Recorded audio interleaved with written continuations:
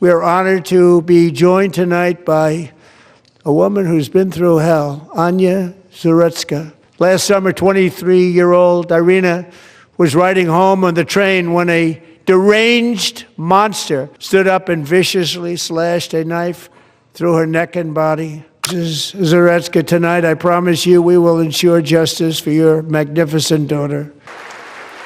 How do you not stand? How do you not stand? Tonight, I want to highlight a moment that underscores a critical issue facing our nation, one that strikes at the very heart of American democracy and the values we hold dear.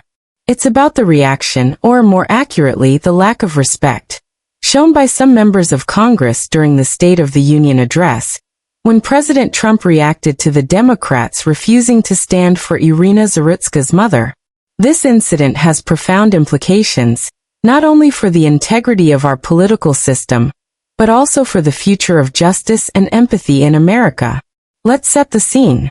During the speech, President Trump called upon Congress to recognize the tragic loss of Iryna Zarutska, a young woman who was murdered on a train in Charlotte, North Carolina. Iryna, a 23-year-old Ukrainian immigrant, had fled her homeland's brutal war to find safety in America. But her life was cut short by a repeat offender, an individual with a lengthy criminal record who was released under policies that many argue are too lenient, especially concerning violent offenders. As President Trump spoke about Iryna's tragic death and the need for justice, he invited her mother, Mrs. Zarutska, to stand in recognition. What happened next was revealing. Many members of the Democratic side of Congress chose not to stand in solidarity. They sat in silence, refusing to acknowledge the pain of a mother mourning her daughter, a victim of a system they have often supported or defended. This act, this refusal to stand, may seem minor to some, but it's far from that. It symbolizes a deeper issue about respect, empathy, and the core principles of American democracy. When leaders in a legislative body refuse to honor the suffering of a grieving mother, it sends a disturbing message.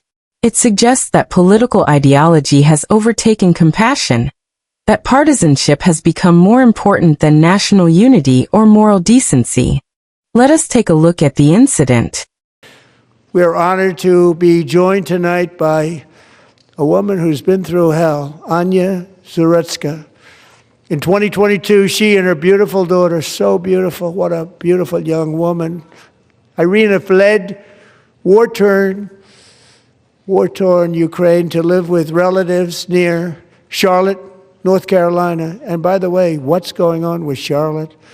Last summer, 23-year-old Iryna was riding home on the train when a deranged monster who had been arrested over a dozen times and was released through no cash bail stood up and viciously slashed a knife through her neck and body. No one will ever forget. There were people on that train. No one will ever forget the expression of terror on Iryna's face as she looked up at her attacker in the last seconds of her life. She died instantly. She had escaped a brutal war only to be slain by a hardened criminal, set free to kill in America, came in through open borders. Mrs. Zarutska, tonight I promise you we will ensure justice for your magnificent daughter, Iryna.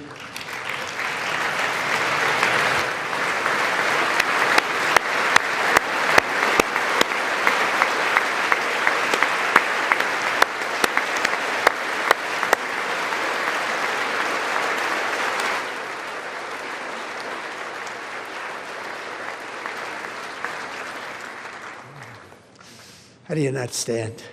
How do you not stand? Now here's the critical question. Was this a trap? Or was it a reflection of a broader strategy, one that Democrats might have fallen into, where the refusal to stand was perceived as a calculated move, perhaps to signal opposition, or even to dismiss the importance of victim suffering? Some political analysts argue that this was a moment where the Democrats, intentionally or not, handed President Trump and his allies a golden opportunity to frame the opposition as morally indifferent to tragedy and suffering. This incident raises profound concerns about the state of American democracy. respect and civility are fundamental pillars. When political leaders refuse to acknowledge victims or their families, it undermines the moral authority of the legislative process. It erodes public trust.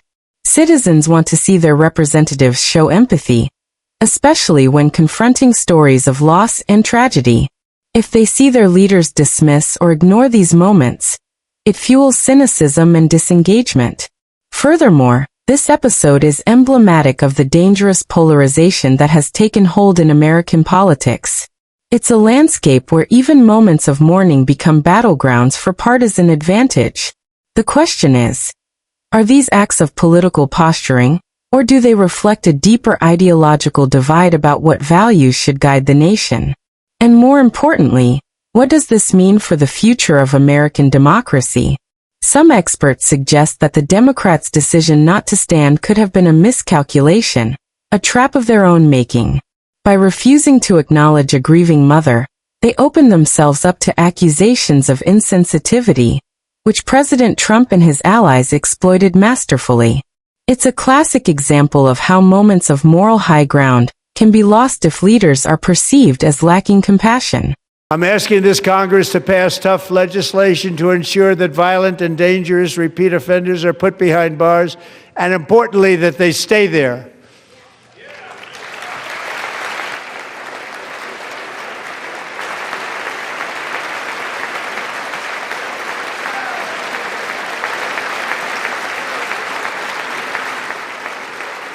The implications for America are significant.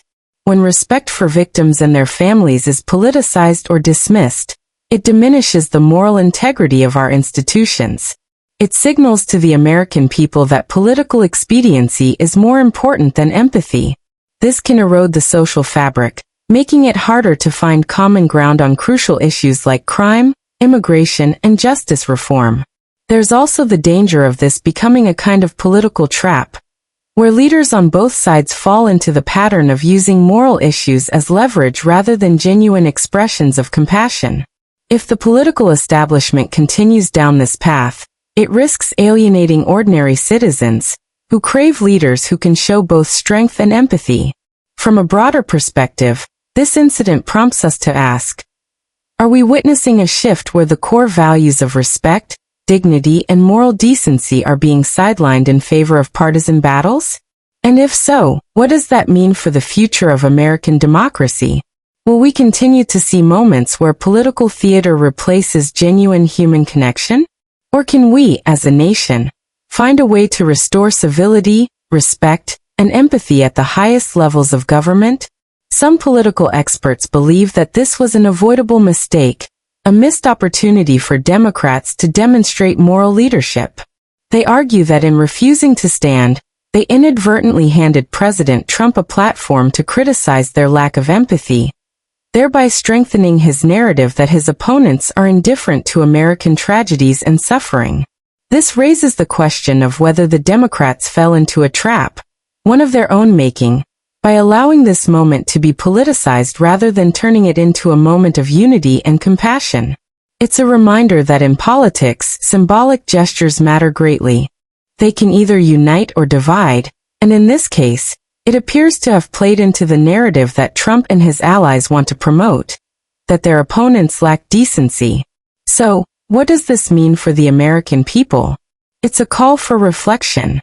Citizens want leaders who can balance strength with compassion, who can stand firm on principles while still showing empathy for those who suffer.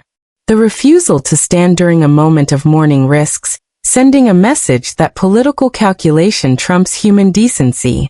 In closing, this incident is more than just a disagreement over protocol. It's a lens into the deeper divisions within our society. It challenges us to ask whether our democracy can thrive if respect and empathy are sacrificed on the altar of partisanship. It also underscores the importance of leadership that recognizes the humanity in every story, every victim, and every family. The question remains, are we willing to let these moments define us, or will we choose to reclaim civility and moral integrity as the foundation of our democracy?